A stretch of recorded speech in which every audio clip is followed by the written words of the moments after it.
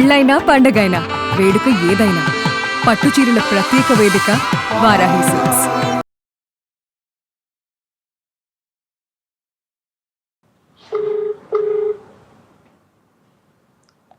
Hello hello పల్లవి గారండి.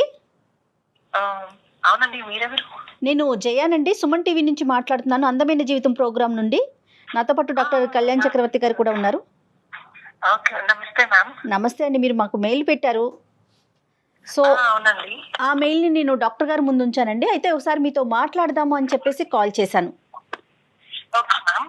మీరు ఫ్రీగా ఉన్నారా? మాట్లాడొచ్చా? మాట్లాడచ్చండి. రైట్, డాక్టర్ గారితో ఒకసారి మాట్లాడండి. అమ్మా పల్లవి, నమస్తే సార్. నమస్తే అమ్మా. చెప్పండి అమ్మా, ఏంటి సమస్య ఏంటి చెప్పమ్మా. నీ వయసు ఎంతమ్మా? 30 అండి. 30 years. ఓకే. ఓకే, చెప్పమ్మా. నేను విజయవాడలో బీటెక్ చేశానండి. మ్మ్. నేను జాబ్ సర్చింగ్ కోసం హైదరాబాద్ వెళ్ళాను ఒకసారి. ఓకే. నాకు అక్కడ ఒక అతను పరిచయం అయ్యాడు. మ్మ్. అంటే అతనిది కూడా విజయవాడే. మ్మ్. మ్మ్. నేను అతను మెసేజ్ చేసుకుంటూ అలా హైదరాబాద్ లో ఒకసారి కలిసాం. ఇంకా సో మేము అలా మా పరిచయం ప్రేమగా మారింది. మ్మ్. కొన్ని రోజులు అలా ప్రేమించుకున్నాం. మా లవ్ అలా కొంచెం బలపడింది. మ్మ్. ఓకే. సో తను నేను ప్రేమించుకున్నాం, పెళ్లి చేసుకుందాము అని అనుకున్నాము. మ్మ్. ఈ సమయంలో ఇంకా నేను జాబ్ సర్చింగ్ కోసమే వచ్చాను. తనకి జాబ్ లేదు. ఇంకా ఏం చేయాలో తెలియలేదు. ఎలా చేసుకోవాలి పెళ్లి, ఏంటి, తనకి జాబ్ లేదు అని చెప్పేసి నేను ఆలోచిస్తూ ఉన్నాను. ఓకే. సో ఇంకా నేను ఈ లోపల నాకు ఇంటి దగ్గర నుంచి అమ్మ వాళ్ళంతా కాల్ చేసేసి అక్కడ ఏం జాబ్ లేదు కదా, ఇక్కడికి వచ్చేసి ఇక్కడ జాబ్ చేసుకుంటూ అని చెప్పేసి ఫోర్స్ చేస్తున్నారు. వచ్చి అని చెప్పేసి కొంచెం నన్ను ప్రెజర్ చేస్తున్నారు రమ్మని. అదే అని చెప్పేసి నేను మళ్ళీ విజయవాడ వెళ్ళిపోయాను. అక్కడ ఒక ఫైనాన్స్ కంపెనీలో, నేను ఇన్సూరెన్స్ బేస్డ్ కంపెనీలో జాయిన్ అయ్యాను. జాయిన్ అయిన తర్వాత అక్కడ ఒక రోజు మా కంపెనీకి ఇన్సూరెన్స్ చేయించుకోవడానికి ఒక అతను వచ్చాడు. ఆర్మీ ట్రైనింగ్ కి వచ్చాడు అనమాట అతను. ఒక్క నిమిషం అమ్మా పల్లవి, ఫస్ట్ నీ మొదటి ప్రేమ గురించి చెప్పమ్మా. ఎంతకాలం ప్రేమించుకున్నారు? 4 years అయింది సార్. 4 years అయింది. 4 years పాటు ప్రేమించుకున్నారు. ప్రేమించుకున్నాము. Very good. తర్వాత మరి విజయవాడ వచ్చి ఎంతకాలం అయింది? ఆయన అంటే సార్ అక్కడే ఉండేది విజయవాడ. మేము మెసేజెస్ చేసుకున్నాము. మాకు ఒక ఆన్లైన్ లో పరిచయం అన్నమాట. ఓకే. అయితే ఇంకా మేము అక్కడ అలా పరిచయం అయ్యి ఇంకా హైదరాబాద్ కి తను కూడా ఉన్నాడని చెప్పేస్తే నేను అక్కడ జాబ్ సర్చింగ్ కి వెళ్ళాను. ఓకే. ఓకే. వెళ్ళి ఇంకా అక్కడే పరిచయం అయ్యాము. ఇంకా అక్కడే కలిసి చాలా ప్లేసెస్ తిరిగాము. ఓకే. సో బేసికలీ ఏంటంటేనమ్మా, మీకు అంతకు ముందే ఆన్లైన్ పరిచయం అన్నది ఉంది. ఆ పరిచయం కాస్త డైరెక్ట్ గా కలవటం అన్నది హైదరాబాద్ జాబ్ సర్చ్ గురించి వచ్చినప్పుడు ఇద్దరికి డైరెక్ట్ గా కలిగి జరిగింది. డైరెక్ట్ గా మీట్ అయ్యి మేము చాలా అక్కడ మా బాండింగ్ ఇంకా పెరిగింది సార్. రైట్ అమ్మా. ఇప్పుడు బాగా అర్థమైంది. నీ తల్లిదండ్రులకి ఈ విషయం తెలియదు? ఇంట్లో తెలియదు సార్. ఇంకా నేను చెప్పలేదు. ఒకవేళ చెప్పినా కానీ జాబ్ లేదు, ఏం లేదు, ఇద్దరికి లేదు, ఎలా అని చెప్పేసి ఆలోచిస్తున్నాను నేను. నెక్స్ట్ విజయవాడ వచ్చిన తర్వాత ఇక్కడ ఫైనాన్స్ కంపెనీలో జాయిన్ అయ్యాను కదా. ఓకే. ఇక్కడ ఒక అతను ఇన్సూరెన్స్ చేయించుకోవడానికి ఆర్మీ వర్కర్ ఒక అతను వచ్చారు ఇక్కడ. అంటే తను చూసాను, తను నాతో బాగా మాట్లాడుతున్నాడు, తను మాట్లాడే విధానం చాలా ఫ్రెండ్లీగా మాట్లాడుతున్నాడు అని చెప్పేసి నేను కూడా కొంచెం క్లోజ్ అయ్యాను. అప్పటికి నేను ఈ హైదరాబాద్ అతనితో లవ్ లోనే ఉన్నాను. అయితే ఇంకా ఇతను కొంచెం అట్రాక్టివ్ గా, నేను కొంచెం ఎడిట్ అయ్యాను దీనికి. ఏంటన్నా కాదు, ఇవన్నీ ఏంటి? క్లోజ్ అవటం, ఎడిక్ట్ అవటం, అట్రాక్ట్ అవటం ఏంటి? అంటే దీన్ని కూడా ప్రేమ అంటారా? మరి 4 సంవత్సరాలు బట్టి నడిచింది ప్రేమే, ఇది కూడా ప్రేమ అంటారా? ఇది అట్రాక్షన్? ఇది లవ్ కాదు సార్. జస్ట్ నేను ఫ్రెండ్లీగా మూవ్ అయ్యాను అంతే. ఫ్రెండ్లీగా మూవ్ అయ్యా. ఓకే. Just friend. మా మధ్య ఇంకా ఎటువంటి ఇవి లేవు. రైట్. అనుకున్నాం. ఓకే. యాజ్ యూ సే, మీ ఇద్దరు ఫ్రెండ్స్ అంతే. ఒక 2 నెలల పాటు పరిచయమైన ఒక ఫ్రెండ్షిప్. ఫ్రెండ్స్. ఇంకా ఈ లోపల ఇతను కాఫీ తాగుదాము అని చెప్పేసి బయటకు వెళ్దాం అలా సరదాగా అంటే నేను వచ్చాను. తన బండికి ఆఫీస్ లో లీవ్ అడిగేసి నేను వచ్చాను అనమాట. కాదమ్మా పల్లవి, మరి ఇవన్నీ కూడా హైదరాబాద్ లో ఉన్న నీ 4 years పాటు లవర్ కి తెలుసా? అబ్బాయికి తెలుసా? లేదు సార్, అతనికి ఇంకా నేను చెప్పలేదు సార్ ఈ విషయం. అప్పటికి చెప్పలేదు. ఎందుకు చెప్పలేదు? 4 సంవత్సరాల పాటు ప్రతి అంశం డిస్కస్ చేసుకునే మీరు నాకు వేరే ఫ్రెండ్ దొరికాడు అని చెప్పే మాట అతను అపార్థం చేసుకుంటాడు అని చెప్పలేదా? ఒక అబ్బాయితో ఇంకొక అబ్బాయితో నేను మాట్లాడుతున్నాను అంటే ఎవరైనా లవర్ అపార్థం చేసుకుంటారు కదండి. మరి ఇటువైపు ఇష్యూ వస్తుందేమో, ప్రాబ్లం ఫేస్ చేస్తానేమో అని అనుకోలేదంటారా పల్లవి మీరు? లేదు మ్యామ్, అలాంటిది అయితే మేము అనుకోలేదు. జస్ట్ ఫ్రెండ్ అంటే ఫ్రెండ్, ఇంకంతే అనుకున్నాను నేను. సరేనమ్మా, మొత్తానికైతే దాచిపెట్టారు. Right, next. దాచిపెట్టారు, దానికి ఇదైతే కారణాలు నేను అతని దగ్గర దాచిపెట్టాను. రైట్. ఓకే. ఇంకా తర్వాత మేము బయటకు వెళ్దామని చెప్పేసి నేను ఇలా అడిగితే ఆఫీస్ లో నేను పర్మిషన్ తీసుకొని ఇంకా తన బండెక్కి అలా మంగళగిరిలో అనకాల స్వామి టెంపుల్ ఉంటుంది కదండి, అవును. సరదాగా అలా వెళ్ళి వద్దామని చెప్పేసి అనుకున్నాం. ఇంకా అలా బయలుదేరి మేము తన బండెక్కి వెళ్తూ ఉన్నాను. ఈ లోపల మంగళగిరిలో ఒక అనుకోకుండా లారీ వచ్చేసి మా ఇద్దరి బండి డాష్ ఇచ్చేసింది. పెద్ద యాక్సిడెంట్ జరిగింది. ఓకే. అక్కడ వాళ్ళంతా ఇంకా నేను చచ్చిపోయింది అనుకున్నారు. అసలు నాలో చలనం లేదు. ఫస్ట్ కోమాలోకి వెళ్ళావమ్మా? స్పృహలో లేవా? స్పృహలో లేను. ఓకే.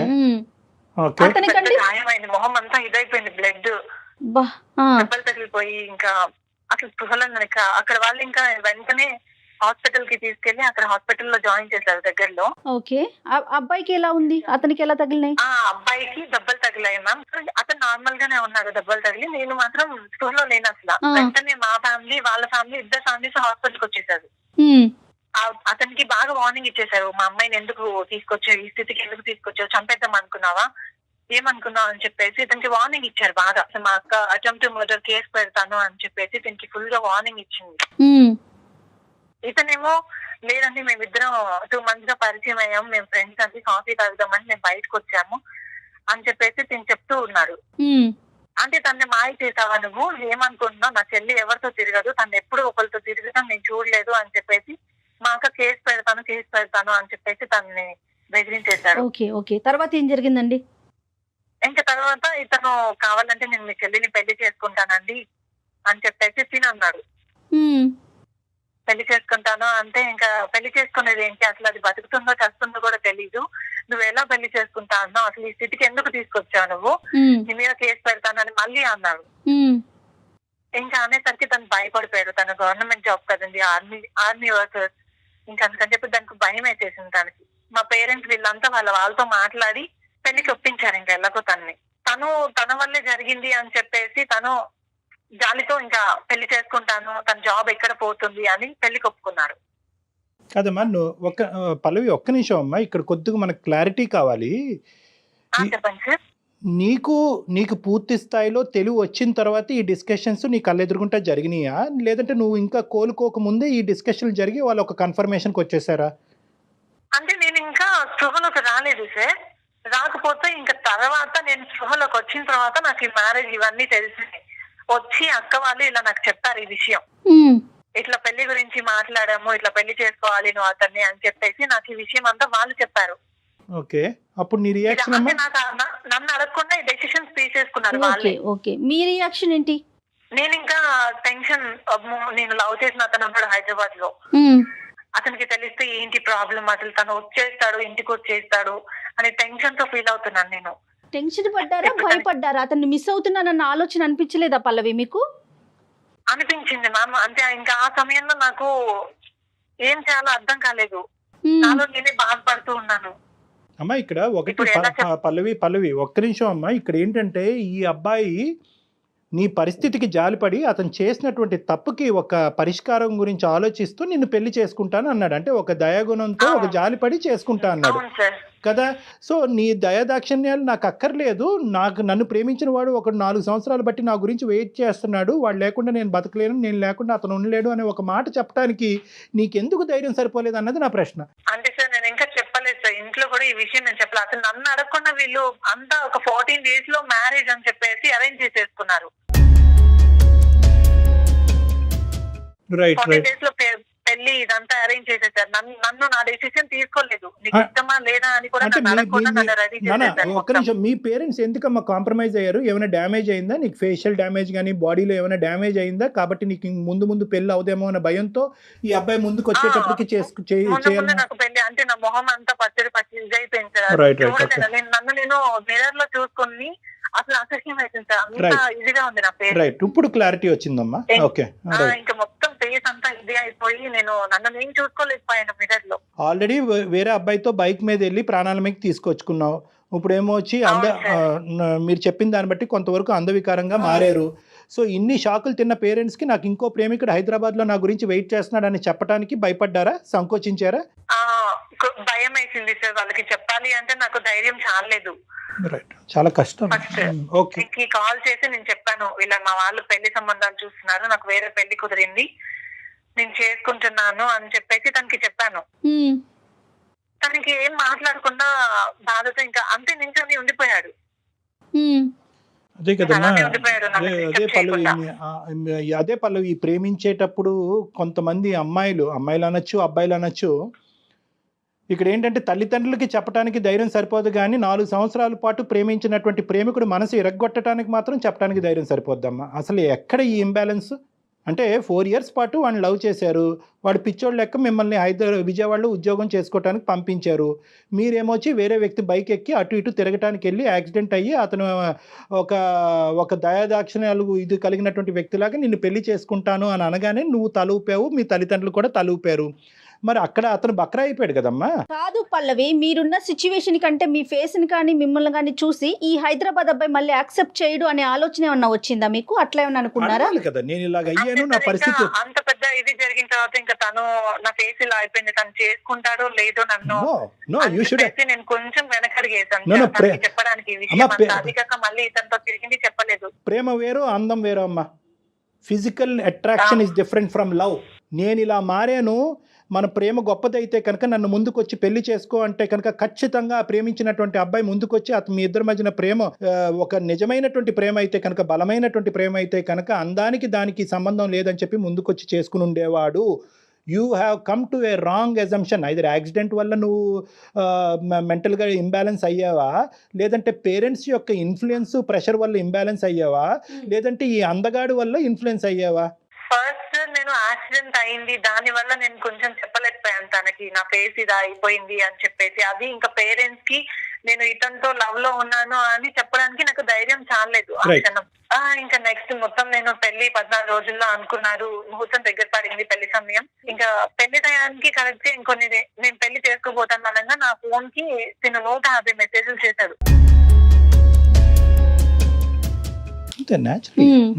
అంటే మేము ఇద్దరం కలిసి ఎలా తిరిగాము, ఏంటి, ఎలా స్పెండ్ చేసాము, అవన్నీ నాకు గుర్తు చేస్తూ ఉన్నాడు బాధతో. నేను ఆ రోజు తింటూ కాఫీకి వెళ్ళి నేను అసలు ఆ విషయం చెప్పకుండా తప్పు చేశాను సార్. ఇతనికి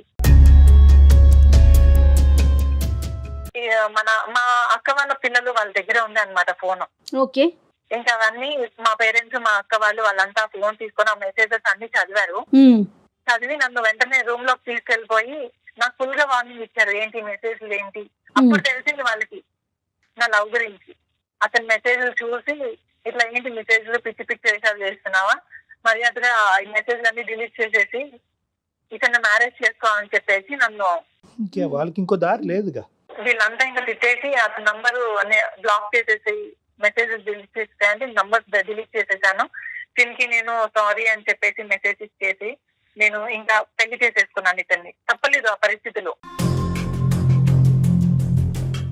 ఇతన్ని పెళ్లి చేసుకోవడం ఏమో నాకు ఇష్టం లేదు.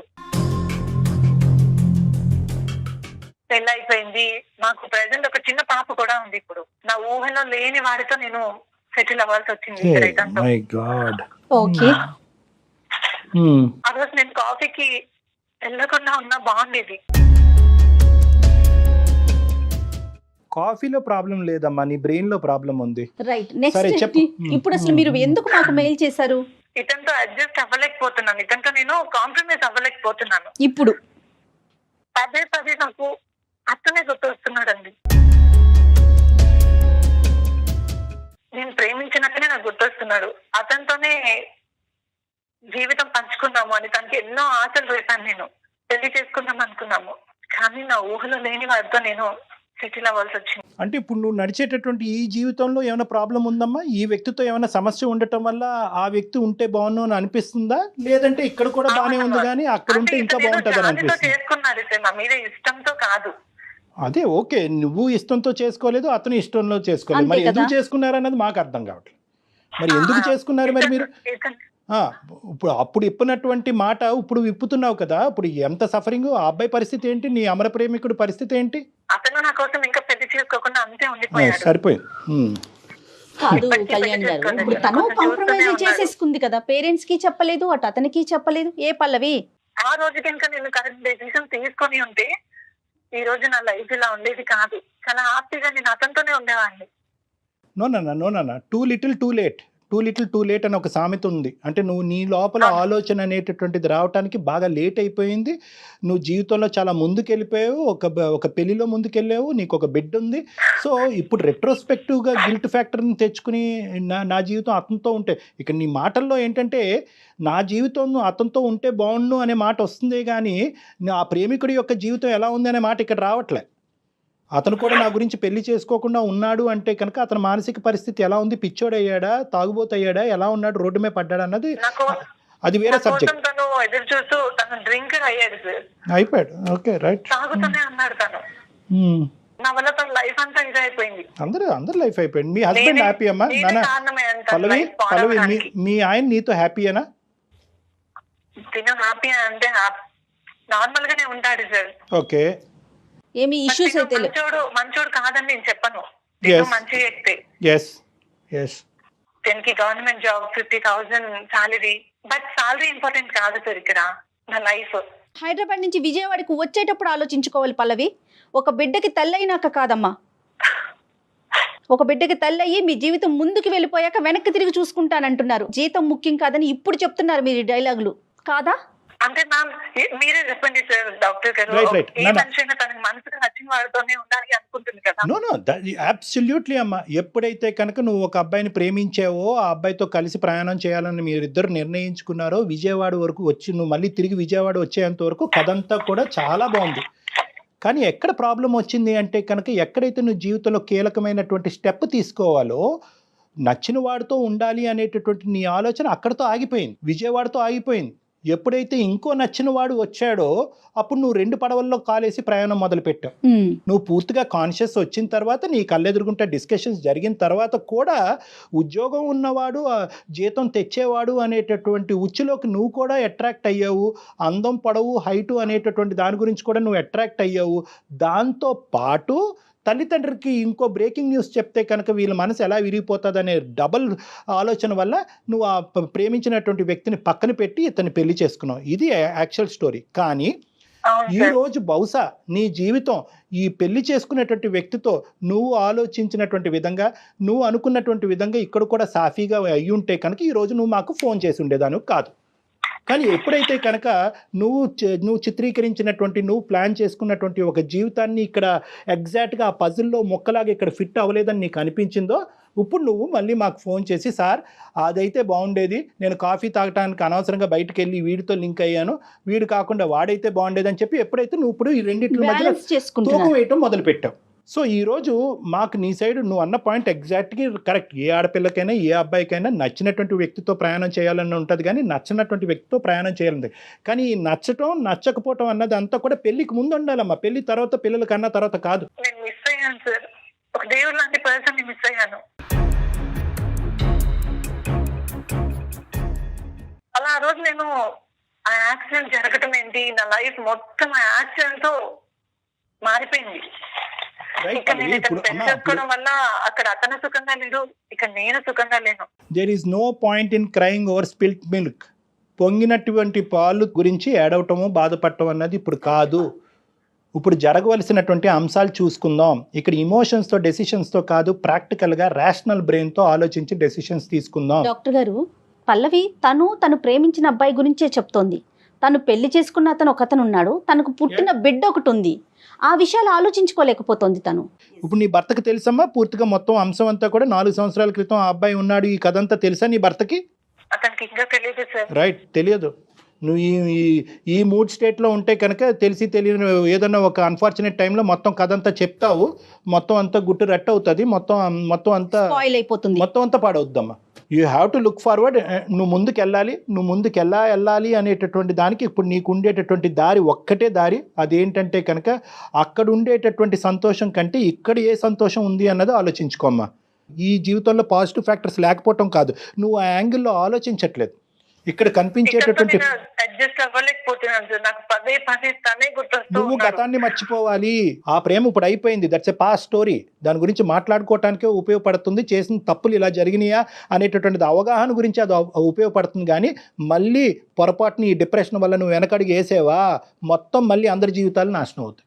నలుగురున్నారు, ఇద్దరే కాదు, మీరిద్దరిని కౌంట్ చేసుకోకండి. ఏ డెసిషన్ తీసుకోలేకపోతున్నాను. No, no. మీరు ఎలాంటి డెసిషన్ తీసుకోకూడదు పల్లవి. ఇప్పుడు తీసుకునే స్టేజ్ లో లేరు మీరు. ఆల్రెడీ కొన్ని గొప్ప డెసిషన్స్ తీసుకుని చాలా మందిని ఉచ్చులోకి లాగారమ్మా మీరు. మీ వైపు పూర్తి స్థాయి సానుభూతి కూడా ఉంది, కోపంగా కూడా ఉంది. ఇంకా ఫర్దర్గా మీరు డెసిషన్స్ తీసుకోవద్దు. మీరు డెసిషన్స్ కొన్ని మీరు డెసిషన్స్ తీసుకోకుండా ఉంటేనే మంచిది. ఎవరన్నా కూడా ఒక మెంటర్ లాంటి వాళ్ళని పెట్టుకోండి. ఒక మంచి స్నేహితురాలని కానీ స్నేహితుడు కానీ ఎవరొకరిని పెట్టుకుని వాళ్ళతో మాట్లాడి మీరు తీసుకునే నిర్ణయం కరెక్టా కాదా అన్నది క్షుణ్ణంగా మాట్లాడిన తర్వాత దయచేసి ఏ నిర్ణయం అన్నా తీసుకోండి.